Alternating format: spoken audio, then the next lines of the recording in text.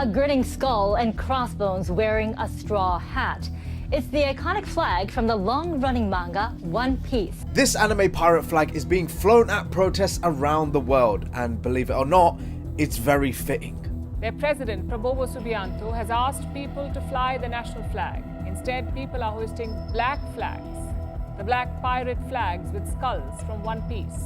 Japanese anime One Piece has become the source of a new symbol for resistance. Here's a sentence I never thought I'd write. A skull wearing a straw hat from a Japanese anime just became the most powerful protest symbol on Earth, and it's already helped overthrow 2 governments in less than a month. Not metaphorically, literally. Nepal's Prime Minister resigned on September 9th, 2025, hours after protesters hung a one-piece pirate flag on the burning gates of his palace. Madagascar's president was impeached on October 12th after Gen Z protesters marched through the capital waving flags with the straw hat Jolly Roger. And right now, in Morocco, the Philippines, Mexico, and at least 15 other countries, this same pirate is becoming the de facto symbol of youth rebellion. If you think this sounds absurd, you're not alone. But here's the thing that everyone's missing. This isn't random. This is the most coordinated Gen Z uprising in history, and it's happening in plain sight while mainstream media treats it like a quirky cultural footnote. They're calling it cute and ironic. They're missing the point entirely. Because when Indonesian officials declared the One Piece flag was treason in August 2025, and when Thai authorities previously jailed students for doing the 3-finger salute from the Hunger Games, governments understood something the rest of us are just catching up to. Pop culture symbols aren't just memes anymore. They're mobilization tools that cross borders, languages, and ideologies faster than any political manifesto ever could. Let's start with the sheer scale, because this isn't a few cosplayers showing up to rallies. The earliest political use of the One Piece flag happened in October 2023 at pro-Palestinian demonstrations in Indonesia. By November 2023, it showed up at Britain's largest protest since 2003, over 1 million people marching through London, and there's the Straw Hat Pirates flag waving among the Palestinian flags. That was the warm-up. The real explosion came in August 2025, when Indonesia's president asked citizens to fly the national flag for Independence Day. Instead, truck drivers, students, and Gojek riders flew the One Piece flag. Thousands of orders flooded flag sellers. Artist murals appeared overnight in Bekasi. A 24-year-old student named Karik Anhar perfectly captured the sentiment. The red and white flag is too sacred to be raised in this corrupt country. The government called it coordinated sedition. Amnesty International had to issue a formal statement defending freedom of expression. The backlash made it stronger. Then, Nepal happened. September 2025. The government banned 26 social media platforms after viral videos exposed Nepo babies, politicians' kids flaunting luxury lifestyles while youth unemployment hit 20%.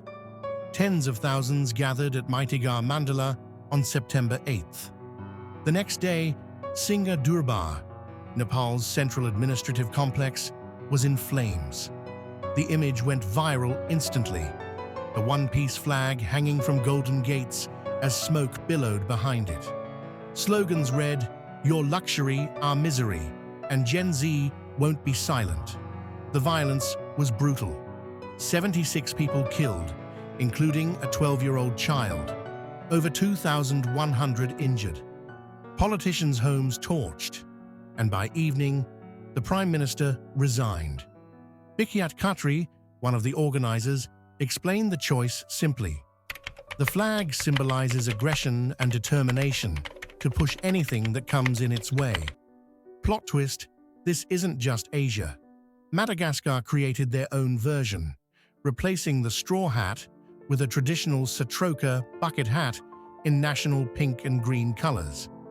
When protests erupted over chronic water and electricity shortages on September 25th, that localized flag became the symbol. Medical student Fali connected the dots. The anime perfectly depicts the reality that we are living right now, the poverty, the gap between the rich and the poor. Military coup. President fled. October 12th. 2 governments down. And here's where it gets really interesting, because the why matters more than the what. Previous pop culture protest symbols, the Guy Fawkes mask, the Hunger Games salute, were borrowed metaphors. One Piece is different. The entire story is literally about a corrupt world government run by elites called celestial dragons who enslave and murder with impunity while erasing inconvenient history they call the Void Century. You don't need to explain the connection. It is the connection. Pirates fighting governments that exploit citizens. It's not subtle. It's not even a metaphor. Professor Nurianti Jali from Oklahoma State put it perfectly. What makes One Piece so powerful is the story at its core. It is about a group of misfits, outsiders, rebels, people who do not fit in the system coming together. And unlike the Guy Fawkes mask, which was Western cultural baggage, One Piece is universal. 500+ million copies sold, translated into 40+ languages. The series started in 1997, the exact same year Gen Z births began. This generation grew up with Luffy. They don't see a cartoon character, they see themselves. The pattern is unmistakable. Look at where this symbol exploded. Countries with massive youth unemployment, Nepal 20%, Morocco 50% urban youth, corruption scandals, Philippines trillion peso ghost projects, Nepal's Nepo babies, and governments that overreached right before protests, Nepal's social media ban, Indonesia's flag mandate, Morocco's Gen Z 212 movement grew from under 1,000 Discord members to over 200,000 in days. Their protests hit 13 cities.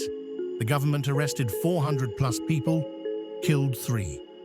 Then, and this is key, they pledged healthcare and education reforms. First tangible policy win attributed to One Piece flag protests.